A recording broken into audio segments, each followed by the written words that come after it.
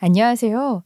저는 종로구에서 씩씩하고 건강하게 잘 살고 있는 조미수라고 합니다. 제가 굳이 씩씩하고 건강하게 잘 살고 있다는 수식어를 붙인 건 말이에요.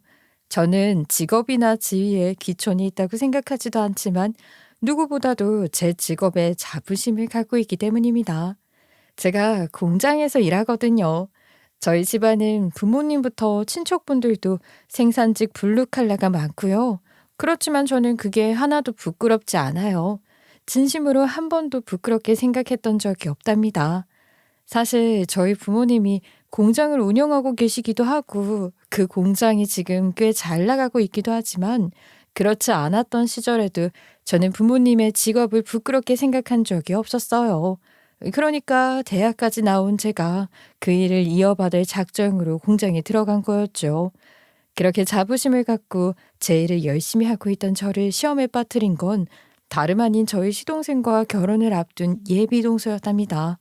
그년이 어떻게 저와 저희 부모님을 무시했는지, 그리고 그년이 얼마나 거짓된 삶을 살고 있었던 년이었는지, 그래서 제가 그것을 어떻게 응징해 줬는지 지금부터 그 이야기를 해드리려고 해요. 이 얘기를 하면서 저도 다시 한번 통쾌함을 느끼고 싶기도 하고 그러네요.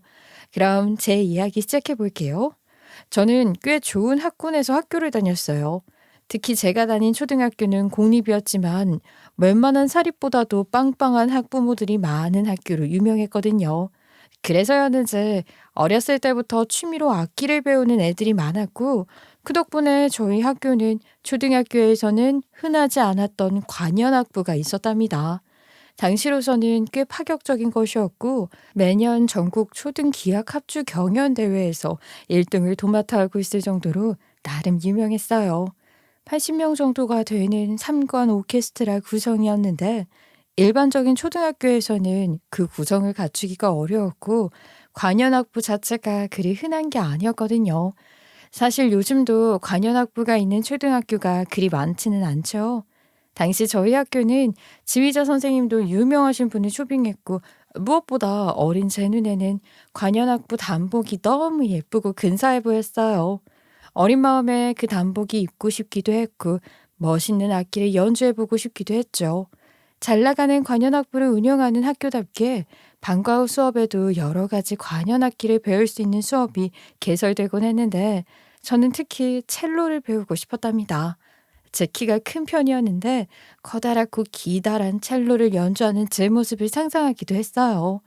그렇지만 당시에는 저희 집 형편이 그리 좋지는 않았기 때문에 악기를 장만하는 것부터 적지 않은 돈이 들 것 같은 첼로를 배우고 싶다는 말은 꺼내지도 못했죠. 그런데 초등학교 4학년이 되었을 때 제 짝꿍이 첼로를 하는 아이였던 거예요. 아주 어렸을 때부터 첼로를 했다는데 초등학생이던 그때 이미 첼로를 전공할 생각을 하고 있었고 당연히 우리 학교 관현악부 단원이었어요.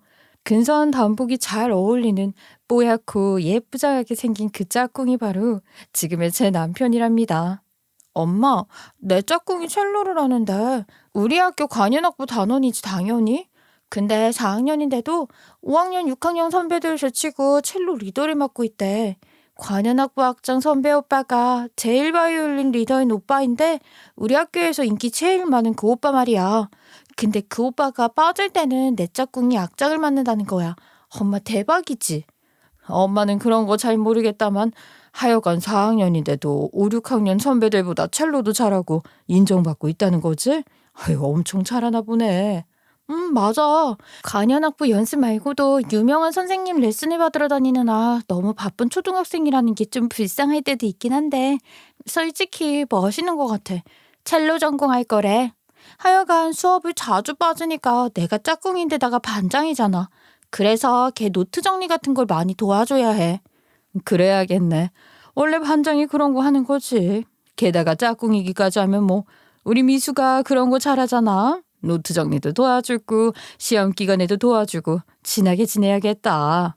저는 첼로를 연주하는 남편이 너무 멋있고 근사해 보여서 남편은 선머슴 같은 저의 골목대장 기질을 좋아했어요. 항상 주변에 친구들이 많은 걸 부러워했다고 나중에 말하더라고요. 공교롭게도 남편과 저는 4학년을 시작으로 5학년, 6학년이 되어서도 줄곧 같은 반이 되면서 제일 친한 친구 사이가 되었죠. 그러면서 저는 남편의 집에도 곧잘 놀러 가는 사이가 됐었죠. 남편의 집에 처음 갔던 건 초등학교 5학년 때였어요.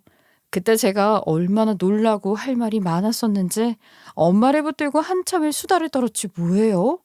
엄마, 나 오늘 형우네 집에 처음 놀러 갔었잖아. 근데 걔네 집 진짜 짱 커. 근데 좀 넓은 정도가 아니라 엄청나게 큰 거야. 나 진짜 그런 집은 텔레비전에서도 잘 못 본 것 같아. 거실이 몇 개로 나뉘어 있는데 그 중에서도 제일 넓은 공간에 그랜드 피아노가 있더라. 우리 학교 합주실에 있는 것보다 훨씬 더 크고 근사했어. 뭐랄까? 그 모양이 너무 잘 빠진 게 황홀할 정도로 아름답더라고. 진짜 눈을 못 떼겠더라. 형우 엄마가 피아노 치신다 그러지 않았어? 피아노과 교수라 그랬나? 걔네 엄마는 피아노과 교수, 걔네 아빠는 성악과 교수. 그래서 내가 걔네 엄마 아빠가 하는 공연 같은 데도 자주 가고 그러잖아. 초대장 받아가지고. 부부 교수가 흔한 건 아니지만 그렇다고 부부 교수 연봉만으로 그렇게 큰 집에 살 수 있는 건 아닐 텐데. 형우네 부모님들도 물려받은 재산이 많은 모양이네. 뭐 그런가 보지 뭐. 그런 건 잘 모르겠고 두 분 다 참 밝고 따뜻한 분들이셔. 나도 많이 예뻐해 주시고 특히 걔네 아빠가 나를 더 엄청 좋아하시잖아. 내가 말하는 게 그렇게 재밌으시대. 재밌고 똑똑한 아이라고도 그렇게 말씀해 주셔. 형우 아버지가 보는 눈이 정확하시네. 우리 딸이 재밌고 똑똑한 건 엄마가 제일 잘 알지. 남편과 저는 중학교까지는 같은 학교를 다녔고 남편이 예술고등학교에 진학하면서 다른 학교를 다니게 되었어도 남편과의 우정은 계속 이어졌어요. 그리고 전공은 달랐지만 같은 대학에 다니게 되면서 자연스럽게 연인 사이가 됐고요. 보통 친구로 오래 지내던 사이에 연인이 되면 어색하기도 하고 쑥스럽기도 하고 그렇다던데 남편과 저는 초등학교 4학년 때부터 줄곧 연인 사이였던 것처럼 모든 게 너무 자연스럽고 당연하게 여겨졌던 것 같아요. 그리고 결혼 또한 그렇게 자연스럽고 당연하게 하게 되었죠. 저는 대학에서 경영학을 전공했는데 졸업 후에 취직을 하는 대신 바로 부모님 공장에 들어가서 일을 배우기로 결심했었답니다. 부모님은 화장재 종류를 생산하는 공장을 운영하고 계셨는데 그쯤 새로운 판로가 확장되고 있기도 했거든요. 엄마, 나 그냥 취직 안 하고 엄마 아빠 밑에서 공장을 배울래. 그러고 싶어. 왜 일반 기업에 취직해서 이것저것 경험도 좀 해보고 그런 다음에 공장일 배우고 싶다더니 생각이 바뀐 거냐? 내가 하기 나름이지 뭐. 공장일 하면서도 다양한 경험할 수 있을 것 같아. 그리고 지금 새로운 거래처들이 막 생기고 있는 중이잖아. 지금처럼 일을 배우기 좋을 때도 없을 것 같아서. 네가 들어와서 도와주면 엄마랑 아빠는 너무 좋지. 대찬성이야. 그렇게 제가 부모님 공장에 들어가서 일을 시작한 지 2년이 되던 해. 그러니까 남편이 대학을 졸업하던 그 해에 저희는 바로 결혼했어요.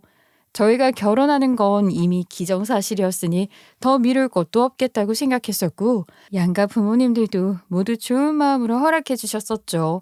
말하자면 저희 집안은 블루칼라 집안이고 시댁은 예술가 집안인 셈인데 시부모는 저희 부모님이나 저를 단 한 번도 무시한다거나 그 비슷한 뉘앙스를 풍긴 적이 없었어요. 블루칼라 노동의 순수한 가치를 높이 평가하셨고 하는 일에 귀천이 없다는 바른 생각이 확고하고 편견이 없는 분들이셨죠. 저희 부모님과 저 또한 그런 시부모를 인정하고 존경하지 않을 수 없었어요. 아무리 그래도 아들 장가 보내는 건데 며느리 욕심이 어떻게 없겠니? 더 좋은 며느리감도 있을 거라는 생각을 안 해보시진 않았을 텐데 너한테 한결같이 잘해주시는 걸 보면 너희 시부모가 참 사람들이 된 사람들인 건 확실해. 그렇지? 너희 아빠도 요즘 틈만 나면 그 얘기다. 너 시집 잘 간다 말이야. 맞아. 어렸을 때부터 지금까지 한 번도 그런 걸로 나를 서운하게 하신 적이 없어. 그런 부모님 밑에서 자랐으니까 형우도 그렇게 구김없이 바른 아이로 자란 거 아니겠어? 그리고 뭐 솔직히 나 같은 며느리도 쉽지 않지 뭘 그래? 성격 밝고 긍정적이야 싹싹해 어른 공경할 줄 알아. 어디 그뿐이야? 내 나이에 김치찌개 된장찌개 제대로 끓일 줄 아는 애가 몇이나 되겠어. 나 되게 괜찮은 며느리감이자 신부감이라고. 아이고 그래 그래. 내 딸 못 말린다 정말. 그럼 내 딸이 부족한 거 하나 없지 뭘 그래? 그리고 우리 집도 이제 살만하잖아. 꿀릴 거 없지 뭐. 남편에게는 남동생이 하나 있었는데 좋은 부모님 아래 좋은 가정 환경에서 자랐으니 형제 간의 우애도 남달랐어요. 시동생은 저와 남편이 결혼한 지 7년이 됐을 때 결혼하고 싶은 사람을 집에 데려와 인사를 시키겠다고 했죠. 저와 시어머니는 아침부터 장을 보고 음식을 준비하며 손님 맞을 준비를 했어요. 물론 아주머니께서 주로 하셨지만 저와 시어머니도 즐거운 마음으로 동참했거든요. 시동생이 좋은 사람을 만나기를 바라고 있었기에 저와 남편 그리고 시부모까지 온 가족이 예비동서를 크게 환영하며 맞은 거였어요. 예비동서는 신경정신과 의사였는데 시동생이 남편보다 2살이 어리고 예비동서는 시동생보다 1살이 어리다고 했으니 우리보다 3살이 어린 셈. 그러니까 29. 이제 막 수련일을 끝내고 전문의를 딴 거였어요. 시동생이 예비동서한테 한눈에 반해서 쫓아다녔다고 하더니 예비동서는 제가 봐도 분위기 있게 예쁜 사람이더라고요. 게다가 의사라는 직업이 주는 힘이 있으니 예비동서는 분명 매력이 있어 보였죠. 분위기가 좋았던 식사 자리가 마무리가 됐고 기분이 좋으신 시아버지와 시어머니가 좋은 날을 기념해 연주를 해주기도 하시고 선곡을 하시는 동안 형제 간에도 이야기할 시간을 가지라고 하고 저는 예비동서에게 정원 구경을 시켜주기로 했답니다. 정원에 나가서 제가 몇 가지 소개를 해주기 시작하는데 예비동서는 대뜸 제게 직업이 뭐냐고 묻더라고요. 그래서 전 아주 당당하게 화장재 만드는 공장에서 일을 하고 있다고 했죠. 그랬더니 예비동서가 뭐라고 하는 게 아니겠어요? 어쩐지 분위기가 좀 동떨어지는 것 같다고 해야 하나? 이질적인 게 티가 나더라고요. 그래서 여쭤본 건데 역시나 그럴 줄 알았어요. 결혼한다고 했을 때 시댁에서 걱정 많이 하셨을 것 같은데 반대가 심하지 않으셨어요? 뭐 때문에 걱정하시고 반대를 하셨을 거라고 생각하는지 모르겠지만 그런 거 전혀 없었어요. 무슨 얘기가 하고 싶은 건지 모르겠는데 말을 그렇게 하면 내 입장에서는 유쾌할 수가 없지. 뭐 하고 싶은 말 있으면 제대로 해요. 아이, 뭘 그렇게 제가 꼭 제 입으로 말씀드려야겠어요? 정 원하신다면 말씀드릴게요. 수준 차이가 너무 나는 거 아니냐고요. 지금 이 조선시대보다 계급 차이가 더 분명한 세상이라는 건 인정하시죠? 형님은 말하자면 하층민 출신인 건데 그런 류의 분위기, 하층민 냄새라고 하는 거 그런 건 쉽게 빠지는 게 아니거든요. 보세요. 결혼하신 지 7년이나 됐다면서 아직도 시댁 분위기에 섞이지 못하고 이질감을 드러내시잖아요. 기가 막혀서 뭐 그런 식으로 말하면서 사람을 대놓고 무시하는 거예요. 아유, 이때 이 기집애가 짓거리는 말들을 녹음이라도 해놨어야 하는 건데 말이에요. 제가 일 때문에 통화 내용을 자동으로 녹음이 되도록 해놓는데 그렇다고 뭐 일상 대화까지도 늘 녹음 기능을 켜놓고 다닐 수는 없는 거 아니겠어요? 예비동서란 년이 그 순간 그런 말을 할 거라고는 상상도 못했고 말이에요. 무튼 저도 가만히 있으면 안 될 것 같아서 반박을 하긴 했죠. 아니 대체 어떤 점에서 이질감을 느낀 건지 모르겠지만 나는 초등학교 5학년 때 이 집에 처음 놀러 온 날부터 지금까지 그런 식으로 생각해 본 적이 한 번도 없어요. 물론 크고 좋은 집, 우아한 어머님이나 멋있으신 아버님, 남편이 잘 다루는 악기까지 모든 게 낯설고 신기하기는 했지만 그걸 두고 위아래 계급 논리를 적용시켜 생각한 적은 없어요. 그리고 그건 나뿐만 아니라 시댁 식구들 모두 그래요. 선입견을 갖고 있을 순 있지만 조금 더 겪어보면 내 말이 맞다는 걸 알게 될 거야. 제 입장에서는 그 정도로 최대한 좋게 마무리 지으려고 한 거 아니겠어요? 그런데 상견례 날에도 예비동서는 저를 대놓고 무시하더라고요. 예비동서는 부모가 모두 캐나다에 계신다고 했고 결혼식 즈음해서 나오실 예정이라고 부모님 대신 이모와 함께 나왔는데 이모는 뭐 자카르타에서 섬유 관련된 사업을 하며 살고 있다고 했어요. 제가 첫 아이를 임신했을 때 남편과 함께 태교 여행을 했던 곳이 발리여서 친근하게 느껴지는 것도 있고 그런 마음에 인사를 건넸는데 동서는 저를 비웃듯이 웃으면서 말을 하는 거예요. 아, 참 형님도 같은 인도네시아여도 자카르타랑 발리는 완전 다른 곳인데 이모가 자카르타에 산다고 하면 발리 얘기부터 하는 사람들이 덜어 있어서 평소에도 피곤하다고 하시거든요. 아, 그런데 형님도 태교 여행 같은 거 다녀오셨어요? 그런 거 안 가실 것처럼 보이는데 의외네요. 그런 식으로 사람을 애매하게 긁는 거예요.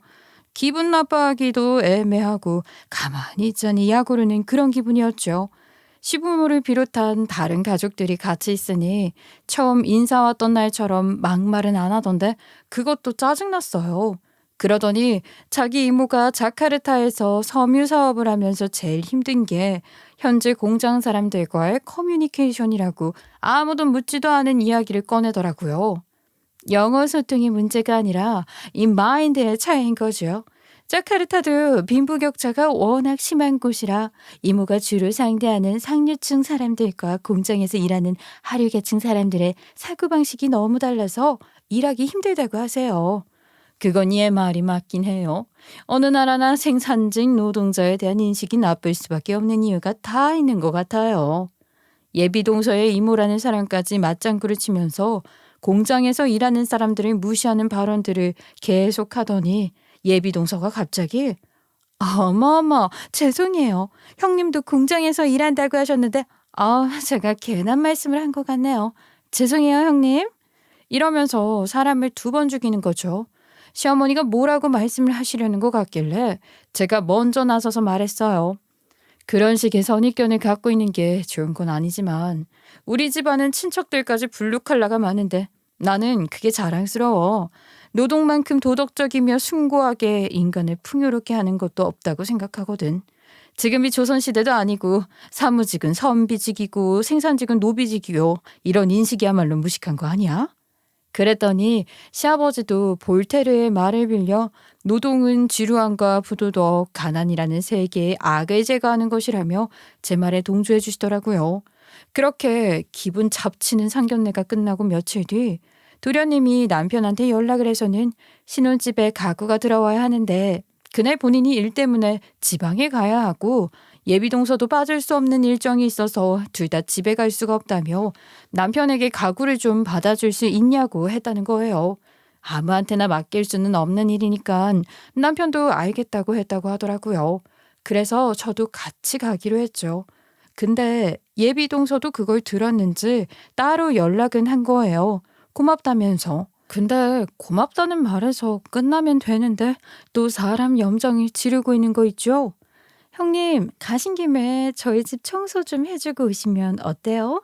형님은 청소 같은 것도 잘하실 것 같은데. 사례는 충분히 할 테니까 아르바이트 하신다 생각하시고 좀 해주세요. 이것 봐라. 가만히 있을 제가 아니죠. 예비동서년 어떻게 가르치나 벼르고만 있었는데 옳다구나 하고 복수할 생각을 했어요. 신혼집 청소 같은 소리 하고 있네. 아주 개판을 치고 올 생각을 했지 뭐예요. 지가 나 공장에서 일한다고 무식하다고 했으니 진짜 무식한 게 뭔지 한번 제대로 보여줄 작정이었고 남편한테도 저 말리지 말라고 미리 다 얘기해놓고 그랬단 말이에요. 그럴 작정으로 예비동선에 신혼집에 가는데 뭐 제가 난리를 치기도 전에 집이 이미 아주 개판인 거예요. 이건 뭐 더 잘됐다 싶었죠. 제가 아주 제대로 깽판을 쳐도 티가 날까 말까 싶더라니까요. 근데 진짜로 열이 받는 건 뭔 줄 아세요? 정말로 식탁 위에 5만 원짜리 2장이 올려져 있더라고요.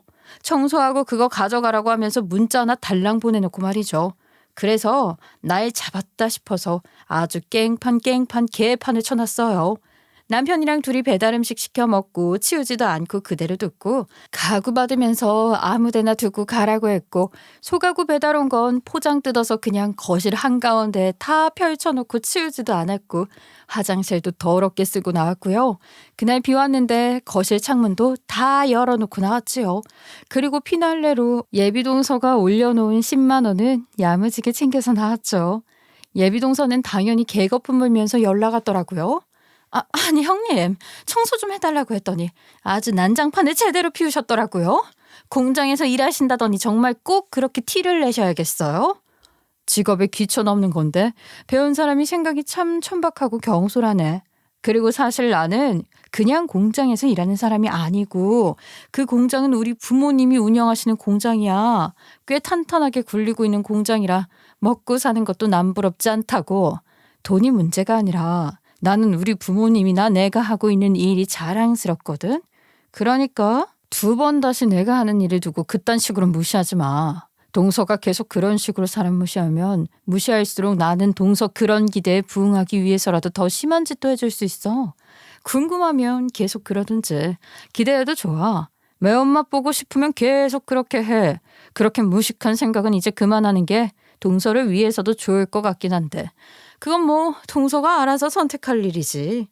그랬더니 예비동 소녀는 살짝 놀라는 게 느껴지더라고요. 그러나 그년이 그렇게 바로 숙이고 들어올 리가 없죠. 돈이야 누구라도 벌죠. 그리고 3D 단순 노동에서 번 돈이랑 저 같은 엘리트들이 고도로 지적인 활동을 해버는 돈이랑 같나요? 직업에 귀천없다는 말을 고지굿대로 듣는 게 더 무식한 거 아닐까요? 서로 피처 생각이 너무 달라서 좁혀질 것 같지가 않네요. 그냥 각자 소신대로 사는 거죠 뭐. 그러더라고요. 그래서 그때 요 년은 그냥 두면 안 되겠구나 하고 생각하게 됐던 것 같아요. 앞으로 뭐라도 하나 제대로 걸리기만 걸려라 그러고 있었거든요. 시댁도 경제적으로 풍요롭지만 솔직히 저희 친정도 경제력에 있어서는 시댁 못지 않았어요.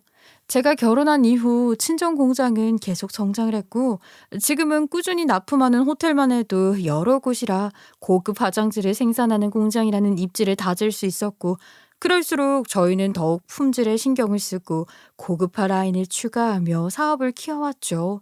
그래서 지금은 시댁보다 친정이 경제적으로는 더 잘 나간다고 할 수 있고 게다가 친정 사업은 앞으로도 꾸준히 성장할 가능성을 갖고 있는 거였어요. 그런데 그런 저희 집안을 생산직 노동자 집안이라고 무시하면서 자기 부모님은 캐나다에서 사업을 한다고 했던 예비동 소년의 충격적인 실체를 알게 된 거죠. 그 사실을 시동생 결혼이 얼마 안 남은 시점에 제가 알게 된 거예요. 어느 날 저희 공장 바깥이 어수선하게 시끄러워서 나가보니 폐유지를 수거하러 온 어르신이 쓰러지신 거였더라고요. 그래서 급하게 구급차를 불러 병원으로 옮겼는데 아무래도 저희 공장에서 일어난 일이니 도의적인 차원에서 제가 그날 바로 병원으로 병문안을 갔었죠. 연세도 적지 않으신 것 같은데 부부가 저희 공장을 비롯해 인근 공장을 돌며 폐유지나 고철 같은 것들을 수거해서 고물상에 넘기는 일을 하며 살고 계시는 분들이셨어요. 저는 몰랐는데 친정 부모님께 들어서 알게 됐거든요. 부모님은 고물들을 수거해가는 업체들과 계약을 맺고 편하게 처리할 수도 있지만 열심히 사는 분들이라고 그분들 사정을 봐드리고 있었던 거죠. 다행히 심각한 이상이 있는 건 아니셨기에 며칠 후에 퇴원을 하실 수 있다고 했고 제가 퇴원을 시켜드리기로 했습니다. 저희 공장에 무언가가 원인이 되어 쓰러지신 건 아니지만 그래도 그렇게 하는 것이 마음이 편할 것 같았고 친정 부모님 생각도 같으셨거든요. 그래서 제가 퇴원하는 날 댁까지 모셔드리게 됐는데 너무 고맙다며 집이 누추하지만 차라도 한 잔 대접하는 게 예의일 것 같다고 하셔서 집 안으로 들어가게 됐는데 세상에 인연도 어떻게 이런 인연이 다 있냐고요. 제가 거기서 뭘 본 줄 아세요? 거기서 예비동서 사진을 보게 된 거예요. 그분들은 집 구석구석에 예비동서의 어린 시절 사진부터 졸업사진, 심지어 예비동서가 일하는 병원의 지면 광고 사진까지 액자로 만들어 두셨더라고요. 예비동서가 그분들 딸이라는 것은 누구라도 알아볼 수 있는 거였죠. 아니, 그럼 캐나다 부모님은, 이모는 그 짧은 순간에 별별 생각이 다 들었고 결론은 딱 하나. 인연이 다 거짓말로 꾸며낸 거구나 싶었어요. 저는 예비동서를 아는 체 하지 않고 따님인가 보다 했는데 그랬더니 가난하고 무식한 부모여서 이렇게 대단하게 똑똑한 딸한테 해줄 수 있는 게 없다며 부모 자격도 없다고 한숨을 쉬시더라고요. 자기 부모가 제대로 배우지도 못하고 폐유지나 모압하는 가난한 사람이라는 것을 감추고 스스로를 거짓으로 포장한 것으로도 모자라 대놓고 사람을 차별하던 예비동서의 언행이 너무 가증스러웠고 어처구니가 없었어요. 그 모든 것을 알고 있었지만 저는 그때까지 남편에게도 그 사실을 얘기하지 않고 있었어요. 어떻게 해야 할지 몰라서 고민하고 있는 중이긴 했지만 얄미운 예비동서 약점을 잡아 신난 것 마냥 떠벌리지는 않았다는 거죠. 물론 저도 바로 말하고 싶었지만 일단 마지막 카드로 갖고 있었고 어떻게 해야 현명하게 해결하는 것인지 고민하고 있었던 건데 저런 년이 우리 가족 구성원이 되는 걸 가만히 보고만 있어서는 안 되겠다는 생각이 들더라고요. 그래서 남편과 바로 상의를 했고 결국 시부모님께도 사실대로 말씀드리는 게 좋겠다고 결정했어요.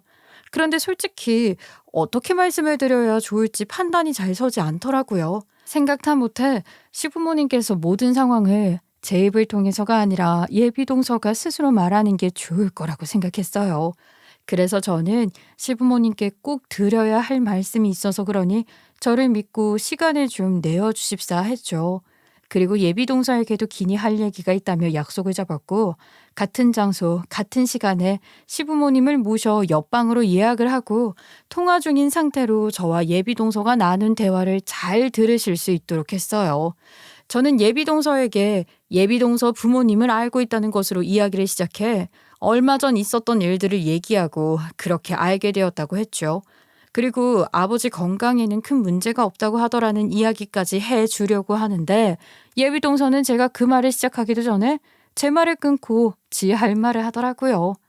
그래서 그렇게 제 약점을 잡고 그 약점을 어떻게 쓸지 고민 중이신 거죠? 다 폭로할 거냐고요. 아주버님께는 말씀하신 거예요? 아우, 지금 그게 중요해? 동서 아버지 건강 상태부터 물어야 하는 거 아니야? 아니, 부모님이랑은 아예 연락을 안 하고 사는 거야? 그런 부모님을 두고 어떻게 그런 거짓말을 하면서 결혼식마저 사람 사서 올릴 작정이었어? 그러면 안 되는 거 아니야? 우리 시부모님은 그런 식의 편견을 가지신 분들도 아니신데 지금이라도 사실대로 말씀드리는 게 좋지 않겠어? 그런 건 제가 알아서 할 일이고요. 어떻게 하면 비밀 지켜줄 수 있는지 조건이나 말하세요. 지금 그 협상하러 나오신 거 아니에요? 그동안 제가 형님 무시해서 저한테 감정 안 좋은 건 알지만 이건 다른 문제잖아요. 그거 폭로해서 내 인생 망칠 작정은 아닌 거죠? 원하는 게 있으니까 따로 보자고 한 거 아니냐고요. 돈이에요? 돈은 형님도 부족하지 않게 번다고 하셨지? 그래도 많으면 많을수록 좋은 게 돈 아닌가요? 원하는 액수를 말해보세요. 그것도 아니면 뭐 제가 잘못했다고 사과하면서 빌기라도 할까요? 형님 대접 제대로 받길 원하는 거예요? 원하는 게 뭔지 말을 하세요. 다 말할 테니까 비밀만 지켜주세요, 그럼. 동서 비밀을 지켜주는 대가로 뭔가를 얻어낼 심산으로 이 자리를 만든 거 아니야. 이러는 거 동서 부모님에게 죄송하지도 않아? 좋은 분들인 것 같던데. 부끄러워하지 말고 떳떳하게 밝혀. 그게 모두를 위해 좋은 일인 것 같아. 듣자 하니까 정말. 형님 하니까 뭐라도 된 줄 알아? 네가 뭔데 남의 인생 그렇게 쉽게 말해. 네가 뭘 하냐고. 어줍잖은 충고 집어치워. 내가 너 같은 사람한테 이런 훈계나 들을 사람으로 보여? 그러면서 소리를 지르기 시작하더라고요. 사실 저는 예비동서년이 그렇게 나올 것이라고 너무나도 확신하고 있었거든요. 그러니 현장에서 예비동서의 그런 모습을 시부모가 다 보고 듣길 바라고 그 자리에 모신 거였죠.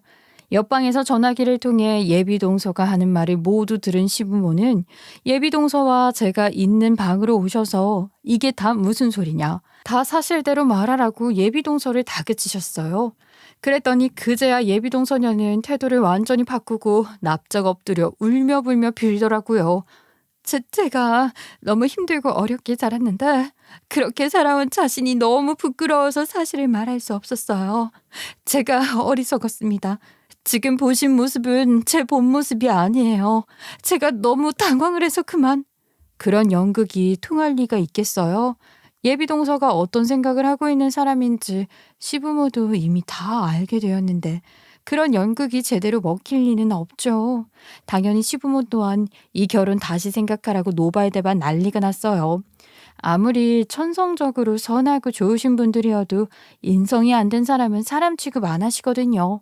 그런데도 바보 같은 도련님은 이미 그 여우한테 제대로 넘어갔는지 시부모를 설득하려는 거예요. 도련님은 모든 사실을 알게 되었음에도 예비동서를 불쌍한 사람이라고 감싸며 시부모를 설득시키기 바빴어요. 예비 동서의 연극이 도련님에게만큼은 여전히 효력이 있었던 것 같더라고요. 제가 그럴까봐 만반의 준비를 해둔 게 있었답니다. 저도 그리 호락호락한 사람이 아니거든요. 저는 한 달 전쯤부터 사람을 고용해 예비 동서의 뒷조사까지 하게 했어요. 어딘지 구린 데가 더 있을 것 같았으니까요. 예비 동서는 본과 4학년 때 의대생 대출을 받아 오피스텔을 얻어 독립했고 이후로는 자기 부모를 제대로 찾아뵙지도 않았더라고요. 그 전까지도 부모에 대한 이야기는 친하게 지내는 과 친구들에게도 한 적이 없었다고 해요. 도련님을 만나면서부터는 캐나다에서 사업하는 부모님을 가상으로 만들어내고 있는 집 자식 행세를 했던 거였고요. 이미 대출받은 돈의 액수도 적지 않았는데 개원 대출까지 더 받아 결혼 준비를 하고 있는 거라는 것도 알게 됐죠. 일단 결혼만 하면 시댁 도움 받아 개원하고 대출금을 갚아나갈 작정이었나 봐요. 저는 예비 동서의 부모에게도 사실을 알리기로 마음을 먹고 그분들 댁으로 찾아갔는데 주차를 하고 차에서 내리려는 순간 예비 동서가 그 집에서 뛰쳐나왔고 그 부모님이 뒤따라 나오는 걸 보게 됐어요.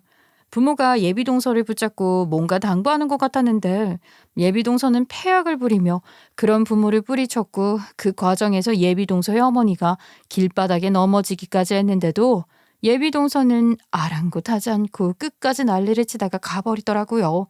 그 모습은 제 차 블랙박스에 고스란히 녹화됐고 저는 그것을 바로 도련님과 시부모에게 보여주며 예비 동서는 이런 사람이라고 이 여자가 하는 말 다 믿으면 안 된다. 현실을 직시하라고 했어요. 그런 영상까지 찍혔으니 예비 동서도 할 말이 없게 된 거죠. 제가 생각해도 그때 저 자신 참 잘한 것 같아요. 이렇게 꼼꼼하게 촘촘하게 증거들을 보여줘야지 저 불려 같은 예비 동서에게 안 당할 것 같았거든요. 제가 몇 번 당해봤잖아요. 이게 보통이 아닌 것 같았단 말이에요. 그러니 저도 그에 맞게 대응했던 거고요. 도련님도 그런 모습을 보니 더 이상 예비 동서를 믿을 수도 도울 수도 없게 됐고 결국 파혼을 하자고 했어요. 예비 동서년이 아무리 오해라고 붙잡아도 가차없이 내팽개치는 걸 보니 도련님도 마음 제대로 먹은 것 같았죠. 어머님, 아버님, 제가 정말 잘못했습니다. 제가 그 특권층의 맛에 들려서 그 맛에 취해 그런 거짓말을 하게 된 거 정말 많이 반성하고 있습니다. 저도 제가 왜 그랬는지 몰라요. 하지만 저요, 이제부터 정신 제대로 고쳐먹고 제대로 살 수 있어요. 그러니 기회를 한 번만 더 주시면 안 될까요? 제가 정신과 의사잖아요. 제 정신은 제가 고쳐먹을 수 있어요. 예, 그게 지금 말이라고 하니? 너는 아직도 네 잘못을 제대로 사과하는 법을 모르는 것 같구나. 아직까지도 의사라는 프레임에 씌우면서 사과를 하고 있잖니? 그리고 그게 문제가 아니지 않니? 너 네 부모한테는 제대로 사과했어? 널 낳아준 네 부모는 그렇게 대우를 하는데 나중에 우리한테는 그렇게 안 할 거라는 보장이 있니? 아니요. 그건 지켜보시면 아는 거죠. 그러니까 저한테 기회를 달라고 말씀을 드리는 거고. 박민아 씨, 이제 그만 나가주시겠어요? 사람이 왜 이렇게 구질구질해? 박민아 씨 말대로 특권층인 사람이고 고개 숙이느라 모가지 다 떨어지겠네.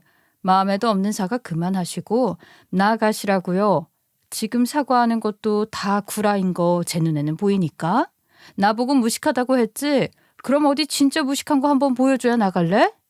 그 후에 예비 동서는 몇 번이나 더 저와 시부모까지 찾아와 잘못했다고 용서를 빌며 도와달라고 했지만 그런 예비 동서의 편을 들어줄 사람은 아무도 없었어요. 당연한 거잖아요. 게다가 속았다 생각한 도련님은 점점 열이 받았는지 그 블랙박스 영상을 예비 동서가 근무하고 있는 병원장에게도 보냈다고 하더라고요. 결혼까지 생각하며 믿었던 여자한테 뒤통수 맞은 게 너무 억울했나 봐요. 저 같아도 그랬을 것 같아요. 예비 동서가 근무하는 병원이 큰 대학병원이 아니라 종합병원이어서 병원장에게 그 영상을 보내는 건 일도 아니었어요. 예비 동서였던 그 여자 말대로 신경정신과 전문의였기에 환자와의 유대감 형성이나 신뢰 등이 무엇보다 중요한데 그런 실체가 공개됐으니 예비 동서는 일하던 병원에서 나와야만 했어요. 내가 할 수 있는 최대한의 복수가 이런 거밖에 없어서 억울하긴 한데 이렇게라도 해야 속이 시원할 것 같았어요. 뭐 그 여자가 나한테 자기 직업을 잃게 했다고 법적으로 조치를 취한다고 했는데 얼마든지 취하라고 했죠. 역시나 그 여자 처음에는 애걸복걸하다가 결국 또 자기 본성 드러내네요. 아이 걱정 마요 도련님. 제가 증인 얼마든지 서줄 테니까 걱정 마세요. 고마워요 형수. 진짜 형수 아니었으면 저는 깜빡 속고 결혼하고 그 여자의 두 얼굴에 계속 속아서 호구처럼 살았을 거예요. 아니 우리 집에 시집 와서 우리 부모님 돈으로 개원하고 대출금 갚으려고 했다는 소리 듣고 얼마나 소름이 끼쳤는지 몰라요 정말. 그러니까요. 도련님에게는 어떠한 말로도 위로는 안 되겠지만 더 좋은 여자 만나려고 이런 이상한 사람으로 액땜했다고 생각하세요. 그리고 그 여자랑은 더 이상 어떤 문제로도 안 만나고 안 겪는 게 좋을 것 같은데 좀 걱정이 되네요. 사실 저런 사람이 제정신은 아닌 사람이잖아요. 그래서 혹여나 도련님에게 해코지라도 하고 힘들게 할까 봐 걱정이 되긴 했어요. 그리고 그 걱정은 지금도 계속되고 있고요. 결국 그렇게 병원에서 잘리게 된 그 여자는 금방 다른 병원으로 옮겨 진료를 시작하기도 어렵게 된 입장이라고 해요. 우리 공장으로 고물을 가지러 오신 예비동서였던 여자의 엄마가 와서 저한테 미주알 고주알 다 이야기를 해주셨거든요. 파혼을 당하고 난 후에 우리 딸내미한테 연락이 왔어요. 아니 지가 우리를 부모 취급도 안 하고 살 때는 언제고 이제 와서 우리한테 대출 이자도 제대로 못 내고 있다면서 도와달라고 하더라고요. 우리 애 아버지는 그것 좀 내주자고 하는데 제가 안 된다고 했어요. 자기 자식한테 그런 짓을 당하고도 아직도 정신을 못 차린 거냐고 했죠. 아휴 속상하셨겠네요. 아무리 따님이 그런 짓을 했어도 아주머니 입장에서는 자식인데 고민이 되시는 입장이라는 거 알아요. 근데도 차갑게 끊어내셨네요. 그래서 요즘엔 어떻게 살고 있어요? 더 복창이 터지는 건요. 여 며칠 전에 지가 살던 오피스텔도 나왔어요.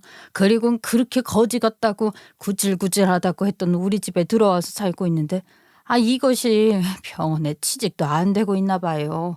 말을 듣자 하니 그 바닥에 좁아서 소문이 날 대로 난 것 같다고 개인 병원을 차리지 않는 이상 월급 의사로 취직은 못할 것 같다고 하더라고요.